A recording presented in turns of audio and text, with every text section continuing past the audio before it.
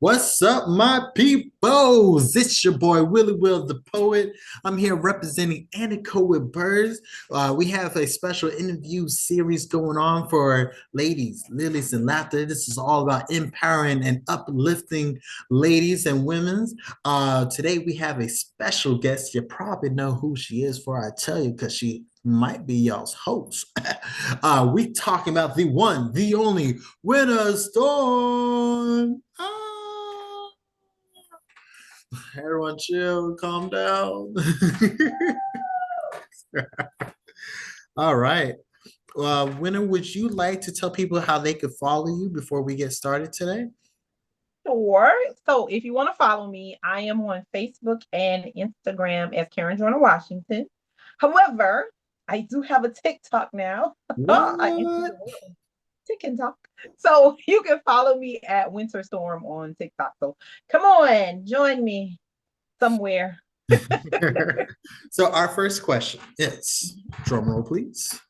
For those who may be meeting for the first time, how would you describe who you are beyond the titles and the roles? Cool. Great question, first of all. Nice way to hit me hard. But if I removed all the titles, let's see, because I have a lot of them: mother, wife, daughter, auntie, sister, entrepreneur, host, MC, spoken word, poet, workshop leader. It's a vast list. But if I Mm, got rid of all of it, I would say I'm loving, I'm caring, I'm understanding, I give patience, grace. um, I'm a pretty good person, but at the core of me, it's got to be love. At the core of me, I love, and I love hard with everything in me. there's nothing wrong with that. And there's nothing wrong with that because I'm going to love hard and I'm also going to hate hard. So it's like you're going to either get a great love person or you're going to get a great enemy. But either way, it's going to be good. Try me if you want to. Right. Was there a moment in your life when you truly stepped into your voice as a woman and as an artist? So those came in two different stages. As an artist, it started when Miss Phyllis Mitchell, which was the first lady of my church, Jordan Baptist Church in Barnes, South Carolina, she gave me my first poem to read for the church. And my mother is the kind of person, if you're gonna do something, you're gonna do it right. So of course I memorized it, I practiced, we had run throughs the whole 9 yards. And so when I got up and I delivered it, um, it was like, wow, I think this is what I'm supposed to do in life. Like it felt so freeing and amazing. And it just opened up all these extra creative juices that I didn't know I was holding on to. And it felt amazing. Me as a woman, in terms of my artistry, would have come from Ra Ra Soul. He was hosting Intimate Art Team was the name of their production, and they did what's known as Poetry on the Pole. And I went in first as an open micer. I was signed up on the open mic list, and I got in. I did my poem, and everybody received it pretty well. And it was like, okay, all right, now I'm in here. And then I went from being an open mic artist that showed up at the shows to a feature for the shows, which means I got to be on stage longer, and I delivered more pieces, and I just and his show traveled, so I was allowed to go places, doors Oh man, open. that I sounds got amazing. connected with other people. It was just, and it happened in like a year, 2 year time frame. It was like everything I wanted just opened, and I loved it. I haven't looked back since. So, what has been one of the most challenging seasons of your journey, and what did it teach you about yourself? 2024. 2024 was one of the hardest years for me Mm, because my life fell apart. Physically, I wasn't good. Spiritually, I wasn't good. Uh, Relationship wise, wasn't good. Like everything that you could, I didn't even feel like I was a good mother. And I'm pretty decent as a mother. I give myself pats on the back. I couldn't even feel that. So it was like everything in my world was falling apart. And the bad thing about falling apart is I still have responsibilities. So 2024 and 2025, I couldn't stop because I still had responsibilities. We still had shows. I still had to get on and do performances. We was traveling. It was all, so I couldn't. I'm broken, but I couldn't show everybody I was broken all the time. I had to keep Right. smiling, keep going, and keep encouraging somebody else and taking on theirs and You had to keep building putting the them up. cape on. There was no stop. And so that taught me that one, some people are not going to see how bad you're struggling. That's one. Two, even though it's bad for you, you still have the ability to uplift somebody. You still have the Okay. ability to be there for somebody. It might not be as in the same way that you've done it before, but you still have that ability in you. And so it made me stronger. It made me way stronger than I thought I was because I did not think I was that strong, but I am. And I enjoy that about me now. So yeah. Good. You should. All What right. does empowerment means to you in a real life, not just a concept or a word? Tracy Oakman. Tracy Oakman is the she has a nonprofit called Boys Princess Empowerment Boys to Men. And she provides opportunities for these young kids that I'd never thought of. I would have never thought of. And she does it with grace and patience that I don't have, but she Hmm. has. She gives them artistic arts, singing, song, just anything you can think of. She gives them an opportunity to experience it. She took us caroling, Christmas caroling. And yes, these are African American kids, inner city. We went Christmas caroling. Like I've never Christmas caroled in my life I mean, until I I've met heard her. about it, but never actually done it. I'm telling you, who's done it? And I did it.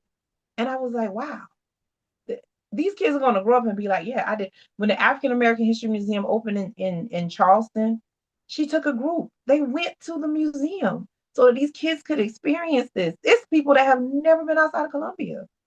She she to me embodies empowerment because she found her gift, her lane, what Hmm. she's good at, and she didn't just talk about it. She did it. She Right. does it. She continues to do it. That's my definition of empowerment. Not words on a page. A woman like Tracy Oakman. How do Yeah. you protect your peace while still showing up for others in your community? We kind of talked about this a little bit, but if we can go in a little bit more details. I never considered the concept of my own peace. I would take months. I would take the month of November off every year, in a sense, off. I'm Birthday thinking month. more about myself, being a little more selfish. That's what I really was. I'd be a little more selfish. I would consider me first. If I really wanted something to eat, I was going to eat that like I was going to buy for just myself. I'm still buying for the kids, but I'm thinking more about myself. It was like my rejuvenation month and reflection, deep reflection month. But I never really thought about peace. It wasn't until my husband, Jamal Washington, kept talking about his peace and how important it is and how it value it is to him and how he is going to protect it at all times, no matter what. And he kept saying it and he kept saying it and he kept talking about it and he kept talking about it until I started saying, okay, there must be something to this. And Okay. I started understanding, you're right. My peace matters. Me as a person, what gives me my anchor, makes me feel good, makes me function in life does matter. It is important. And nobody has the right to tell me how I'm supposed to think, how I'm supposed to handle a situation, how I'm supposed to act, what I'm supposed to do, how I'm supposed to dress, because you feel like it's messing with your peace, but you didn't think about, well, maybe I need this for my peace. Hmm. And so now I'm the kind of person where I'm cutting out the stuff. And listen, I do everything all the way through. So does that mean I remove myself from stuff? Yeah. And I don't remove myself and say, oh, I'm gonna walk back in later. No, let's just close the whole door. We done. Let's be finished with it. And it a lot because I understand what he's saying. Why should I have to justify what's going to keep me grounded and keeps me going? You Right. shouldn't have. You shouldn't have to. How But yeah. does your creativity serve as healing for you and for women who experience your work?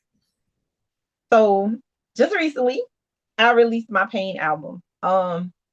And that was an album that allowed me to get some stuff out, like pain from childhood, all the way up through my marriage and just life in general and what I was feeling and how bad I was feeling. And it was one of the most, it just allowed me to breathe and get it out. I've always been a creative person and writing has always been my safe space.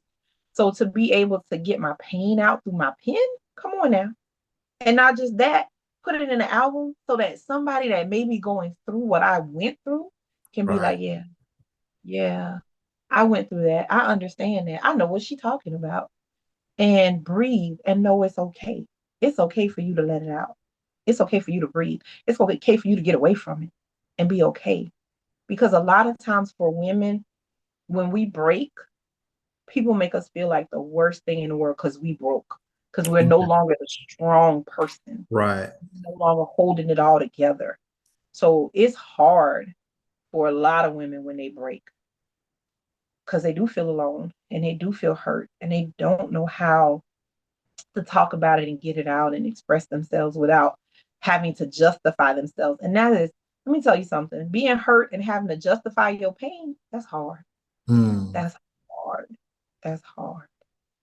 But yeah, I hope that I'm opening the door and they walking through it. When self-doubt creeps in, what helps you keep moving forward?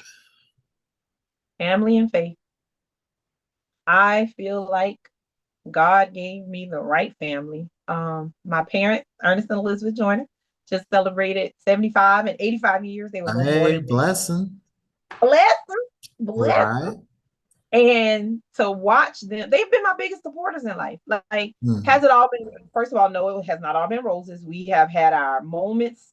We've yelled at each other. We walked away from each other, came Right. back. But As every no relationship. matter what, yeah, no matter what, they've always supported me. Like, Hmm. always been my biggest supporters. And my brothers and sisters, nieces and nephews, getting married and bringing in my husband and his family. It's just nothing to me is more sacred than that. Just having a family that supports you. So they've kept me grounded when I just couldn't see the light. And then my faith. Oh, I grew up believing in God. And it's not because of what everybody else has told me. It's I've had some moments in my childhood that I can tell you, if not for God, this would not be the Karen that y'all would be seeing. This would not be the winter storm you would be seeing. You would never have met me. You would never have known me. I just wouldn't be here. So I know it is him that has gotten me through. When I couldn't walk for myself, he picked me up, and those were the only footsteps in the sand. He got me through it all. And I can't deny the power of having that faith that tells you it's gonna be all right. Even though if right now it's terrible and you can't see it, it's still gonna be okay. Why do you feel it's important for women to celebrate one another instead of competing? So again, let's change that question up a little bit mentally. There is nothing wrong with competition. We have got to stop making it this negative thing. Um, how do I get better if I don't have somebody to compete with? I'm going to get this big Right. head and think I'm amazing. I'm awesome. I'm the best at everything because I don't have competition. I need competition. Competition is healthy. It helps you grow. Iron Mhm. sharpening iron. It helps you be better. You can't allow yourself to get into this space where if a woman, another woman, I don't, if another woman comes into my presence, that what she's doing is undermining me. No, what she's doing is showing me how I can be better. Or maybe this competition that she's introducing me to is showing me some flaws that I buried. So it's not a competition to bury each other. It's a competition To to rise. uplift each other. Right. Yeah, to Okay. rise, make us better. So Hmm. and when we compete, guess what we do after the competition? Shake hands and say, "Hey, good job, thank you." Right. It's a And then respect that's thing, of where, course. that's where the Yeah. uplifting comes. That's where the growth comes from. That's where we form a bond that we could have never formed before because we realize that we are not just saying, "Oh, you're so good at this," when really you suck. I remember when I was not being the best mother I could be. Guess what? Somebody had to pull my coattails and say, "Hey." I don't know what you're doing, but this ain't it. But if you would have just been, oh, well, girl, you're doing the best you can. It's all right. No, You want that's to not all change. right. Right. Yeah. When are you going to change if somebody's always telling you, well, you're doing the best you can. Well, you just good. It's all right. Nope. No. My Hmm. mother had to pull me aside one time and say, I don't know what you're doing, but I'm gonna need you to get it together. And she wasn't the only one. Now I'm saying, oh, okay, I'm slipping somewhere. I'm Right. messing something up. That's how you uplift. There's competition in that, and it's good in that, and you need that. You need that. What kind of legacy do you hope that your work will leave for the next generation of women? Simple. We are phenomenal times three. Mm, Period. period. Times three, boo. Times Not the three, boo. one, not the two, but the three. Okay. Okay.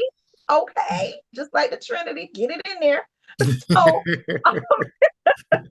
I think that for me, I just want women to always know you're worth it. You are you. There is love you because you can't change anything. I don't care what anybody. You can't change anything if you don't love you first. And do I have to love everything about me every day? No. Today I love my eyes.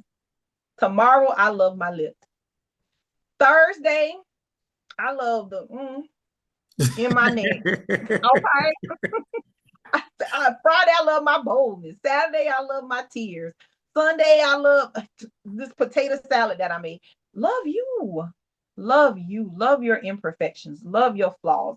Love who God made you to be. And then once you love you, unstoppable. You are unstoppable. The phenomenalness just flows like water because I love me. And whatever they saying, okay, well, you can keep that. I'm gonna go over here to the person that understands what this phenomenal is, and we gonna make it happen.